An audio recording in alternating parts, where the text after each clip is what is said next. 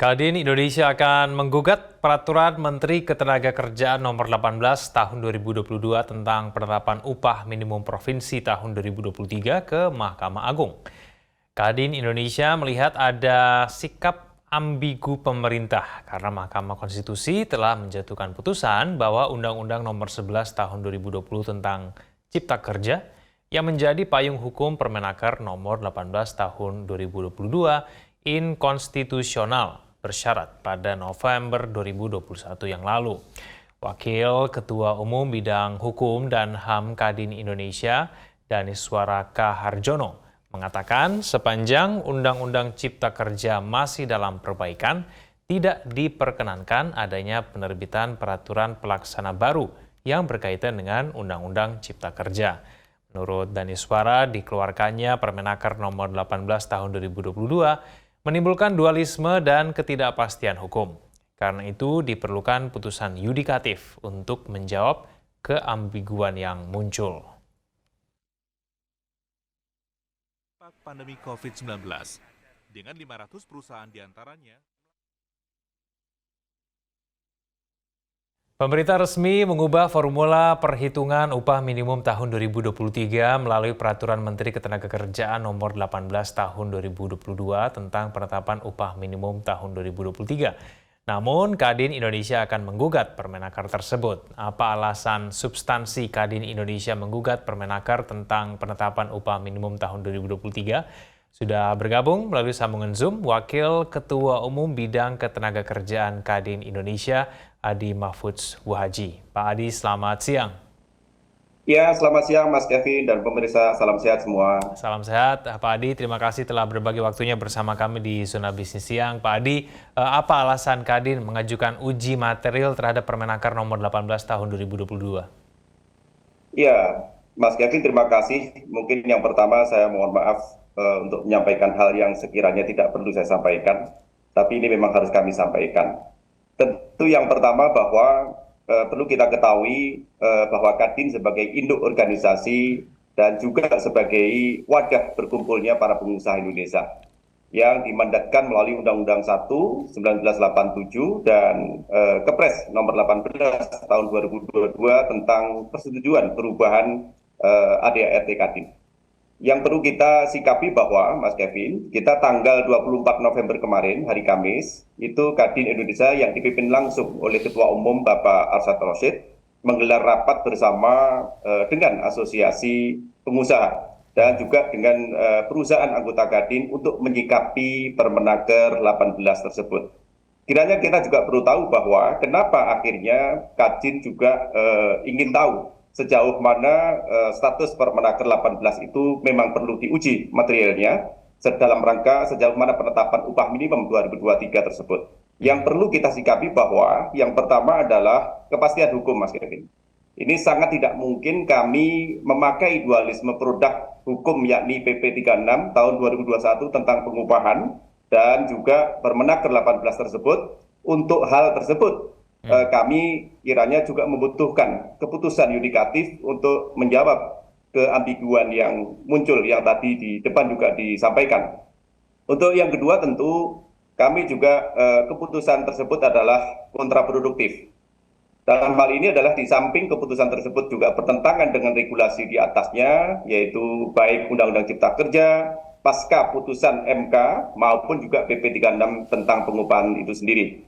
Makanya Mas Kevin, kita juga sebagai pelaku usaha itu membutuhkan dan menjaga stabilitas investasi, keberlangsungan usaha kami juga, serta juga yang tidak kalah pentingnya kesejahteraan pekerja juga kita pikirkan. Dan tentu saja keadilan bagi pengusaha itu juga jauh lebih penting.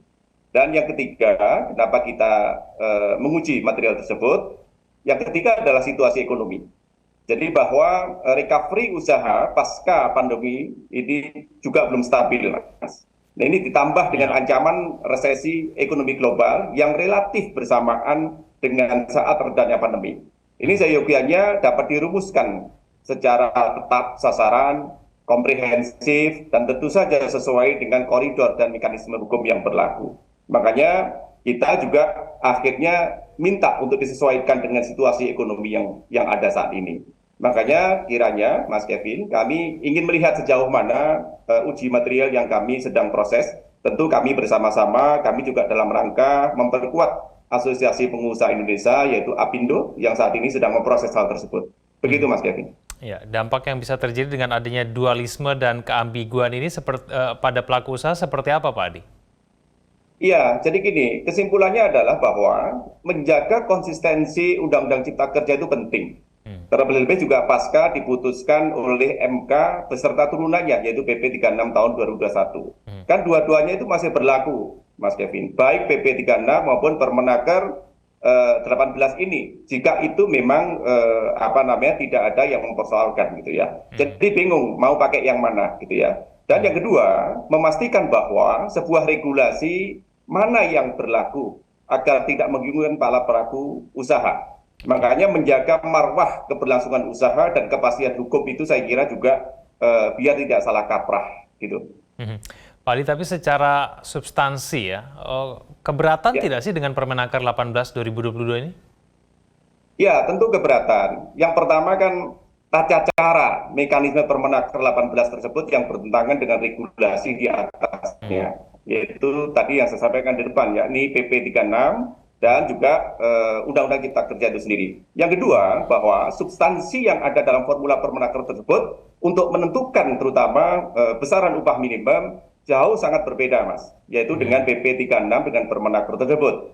Contoh misalnya kalau dalam PP 36 2021 itu sangat jelas acuannya dan juga sangat jelas perhitungannya. Jadi kami di pelaku usaha itu sejauh mana kami memproyeksikan jauh-jauh bulan, jauh-jauh tahun gitu ya. Manakala kita minggu lalu dikagetkan dengan putusan Permenaker ini, tentu proyeksi kami sebagai pelaku usaha tentu akan semakin tidak pasti, semakin tidak tentu gitu ya. Yang saat ini Permenaker itu pakainya adalah upah minimum sama dengan inflasi plus pertumbuhan ekonomi kali alfa. Yang sebelumnya itu adalah upah minimum itu hanya mengacu kepada inflasi atau pertumbuhan ekonomi itu sendiri. Gitu, Mas. Baik, tapi kan kenaikan UMP maksimal 10% disesuaikan dengan keadaan dari perusahaan itu tersebut. Tetap keberatan, Ya. Pak Adi? Ya, begini, kenaikan tersebut kan bukan soal aspirasi ya, bukan menyesuaikan segala macamnya ya, melainkan mekanismenya. Jadi juga sejauh mana itu sesuai dalam PP 36 2021 tentang pengupahan itu. Makanya besarannya saya kira juga tidak masalah sebetulnya, asal sesuai dengan regulasi yang saat ini kita pijaki. Pengusaha itu kan sederhana, Mas, yaitu taat regulasi. Makanya kami Kadin bersama ALB Kadin yang terdiri dari asosiasi, himpunan dan perusahaan yang saat ini diwakili oleh APindo dengan terpaksa akan melakukan uji material terhadap Permenaker 18 2022 tersebut. Makanya langkah hukum ini harus kita tempuh, para pelaku usaha butuh kepastian hukum dan apapun hasilnya tentu kami juga akan taat dan siap mematuhinya. Tentu kenaikan upah minimum 10% itu tersebut adalah angka ataupun hitungan yang dikeluarkan oleh pemerintah. Dalam hal ini adalah Kementerian Ketenagakerjaan melalui Permenaker nomor 18 tahun 2022 tentang penetapan upah minimum tahun 2023. Kebijakan tersebut menjadi kewenangan sepenuhnya pemerintah. Makanya kami sejujurnya juga komunikasi itu kurang. Jadi kiranya juga perlu kita sikapi. Dan selanjutnya, kami sebagai pengusaha dikagetkan dengan penetapan kenaikan tersebut yang tidak sesuai dengan PP 36 tahun 2021 tentang pengupahan yang menjadi pijakan utama instrumen hukum dalam penetapan upah minimum 2023. Begitu, Mas. Ya, Pak Adi, apa dampak yang dialami pengusaha bila penetapan UMP 2023 ini tetap menggunakan Permenaker 18 2022? Nah, ini pertanyaan yang bagus ini. Jadi yang pasti dunia usaha tidak kondusif, Mas, dan sudah gundah, ya, sudah gaduh saat ini. Hal penetapan pun juga saya kira dadakan. Ini sudah kita rasakan bersama, luar biasa hiruk pikuknya. Dan juga yang kedua, para investor juga sudah mulai bingung dan mempertanyakan dualisme regulasi tersebut. Jadi mau pakai yang mana nih? Jadi kita jawabnya juga bingung juga, Mas. Jadi kami pengusaha tetap harus clear dalam hal ini. pakai yang mana? Ya udah kita pakai yang PP 36 2021 tersebut. Yang ketiga tentu yaitu proyeksi cash management perusahaan jadi tidak menentu dan tidak pasti, Mas. Nah, ini yang sangat kita khawatirkan dan membingungkan. Jadi tawaran pengusaha dalam penetapan UMP 2023 itu seperti apa, Pak Adi? Tawarannya ya? Ya. Pakai tawar-menawar lagi ya. Biasa ya, jadi dunia dagang jadi tawar-menawar. Padahal kalau regulasi itu clear, harus taat ajas, taat peraturan. Makanya kepastiannya itu yang kita cari. Makanya sederhana, Mas. Kalau kita ditawarkan seperti itu, gunakan PP 36 dalam perhitungan penetapan upah minimum 2023. Pasti beres. Makanya dalam Undang-Undang Cipta Kerja, turunan pijakan regulasi itu kan hanya PP, bukan Permenaker. Makanya yang ada peraturan perusahaan dan perjanjian kerja bersama. Nah, ini saya kira penting. Nah, ujuk-ujuk ada adjustment dari sisi formula, tapi merubah suatu proyeksi-proyeksi yang akhirnya akan mengganggu proses produksi.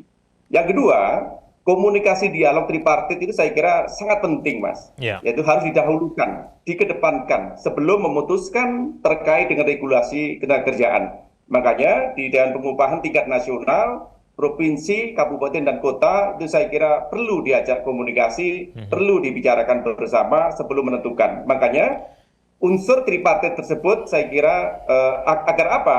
Agar memenuhi syarat dan mekanisme yang diprasyaratkan sesuai dengan regulasi yang ada. Dan selanjutnya kembalikan penetapan upah minimum 2023 sesuai dengan regulasi yang saat ini berjalan atau uji material ke Mahkamah Agung. Itu posisi kami, Mas. Baik, Pak Adi, kita tunggu nanti putusan terkait dengan uji materialnya akan seperti apa. Pak Adi Mahfudz Huhaji, terima kasih telah bergabung bersama kami di Zona Bisnis Siang. Selamat siang, Pak Adi. Selamat siang, terima kasih, salam sehat semua.